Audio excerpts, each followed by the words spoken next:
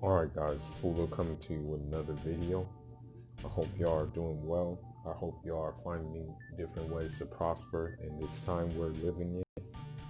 There's a lot of different things going on. We got the sad state of the political spectrum, and there's just many different things going on right now. But anyhow, let's talk a little boxing. So it appears that, I don't know I don't know which report is true or not, but it appears that Canelo has an opponent chosen, or should I say he chose an opponent. Yes, let's just say that. Let's just say he chose an opponent. So, upon David Benavidez losing his belts on the scale, the WBC became vacant at 168. And so what Canelo has decided to take the initiative to do is to fight for that vacant title. However, the person that he's fighting, I've never heard of before. And even the most hardcore boxing fans have probably never heard of. And I don't know how in the hell that he conveniently got into the rankings. It makes no sense. But basically, this guy is Rocky Fielding 2.0. Okay? Chris Eubanks Jr. knocked him out. Anthony Durrell won against him. So he's been in there with people in the past, but every time he's been in there with someone, it hasn't really ended well. And so with that being said, the WBC though, let's just be real. Mauricio Suleiman will practically bend over backwards in order to appease Canelo. He loves Canelo. Let's look at the example. Okay, he created the franchise championship basically for Canelo. And let me tell you something. That's the reason why Canelo gets to choose his opponent. It's because he is a franchise champion. So, I guess because he is a franchise champion, that puts him ahead of the pecking order. You know what I mean? Due to his franchise championship. I mean, let's look at what the WBC did with the clenbuterol situation. Canelo got caught using clenbuterol. So what did they do? They increased the usages of the clenbuterol, and that in itself was designed to appease Canelo, and when you look at things like that, you realize, okay, well, basically Maurice Suleiman is, so intertwined with Canelo that he'll do anything to please him, even if it means like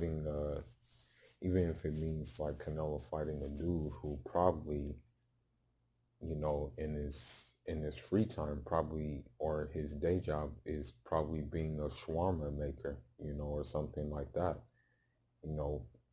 A dude who makes chicken shawarmas and stuff.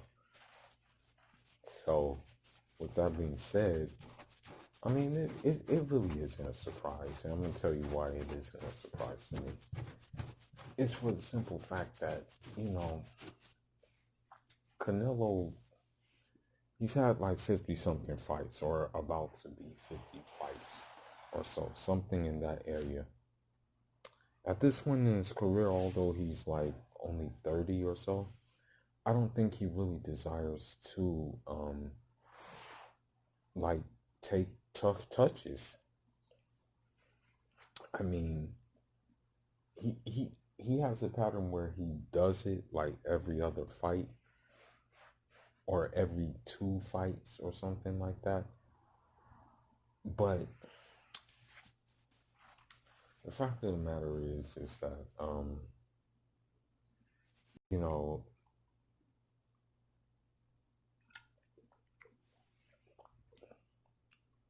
this dude that he's fighting, like really, dude, it's like, come on now, man. Like really, like you couldn't choose anybody better. I mean, you had, for example, Arthur Peterviev, who would have been stepped up to the plate and would have fought. You had Dmitry Bivol, who said he would come down even to 168 to fight you. I already knew you weren't gonna pick. Already knew he wasn't gonna pick no Bubu Andrade because I mean he already said how he feels about Bubu Andrade, and it's amazing because when you think about it, you know he said Bubu Andrade is boring and that he ain't fought nobody and he's not really known. But is this guy known? I think his name is Andre or something like that. Andre something. I forgot his name. I very much forgot his name.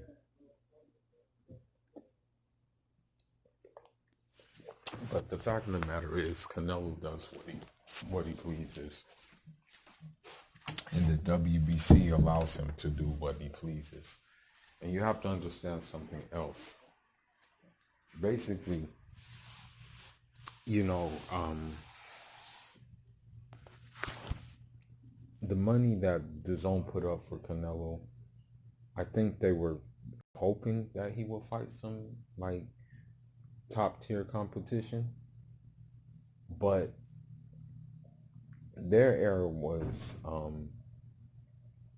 they guaranteed the money. You know, they should have did like a NFL contract with Canelo that, you know, this money is contingent upon you fighting such and such. This money is contingent upon you meeting this demand and this, that, and the other. But they didn't do it. They just threw him a bag and, you know, of course they bit on the bag, you know.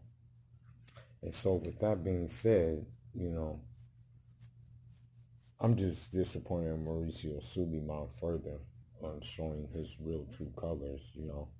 It just shows that this dude, you know, it's like he's at the beck and call of Canelo, you know, and he's not ashamed of even showing it, you know, because the thing is about this opponent is it wasn't mandated by the WBC, or I'm hearing conflicting reports. They said that it was that Canelo asked for this. You know, that's what they said, but I don't know how true that is. Now, one other thing that needs to be said about this situation is, and I'm just going to end it at this note. Now, Canelo was looking for a dance partner. I mean, he was supposed to fight in September. We obviously know that wasn't going to happen. There were a couple of names that were being said, Billy Joe Saunders, but there was Callum Smith was one of them too. And I even heard some echoings of Willie Monroe. I don't know how true that was though. But one thing that needs to be said is that, I mean, I don't know if this is true either, but I kind of am excuse me, I'm kind of leaning towards it being true. But, oh yeah. Actually, I don't know if his brother was saying it out of anger or if there was some truth to this, but I know most of y'all have seen the rant that Jamel Charlo did. And he said that, you know, Jamel Charlo actually turned down the Canelo fight. So I don't know how true it is, but I mean, I can kind of see it. You know, a lot of times what happens is, you know, what's in the dark will come to light. And so, you know, you can play fake tough all you want, or you can present a certain persona about yourself, but it's gonna come. You know what I mean? So if this is true, then I mean, if I was Canelo, I would still take a tough touch. But I think Canelo and probably the WBC is looking at the simple fact that, you know, there ain't no audience gonna be in the fight, so they don't want to. I mean, that revenue stream is like crucial to them, basically. So I think what they're thinking is that by having this fight and there not being an audience, you know what I mean? It's just what they'll do. Anyhow, man, that's all I got for now. Leave your thoughts and leave your comments on Canelo's next opponent. Enjoy, man.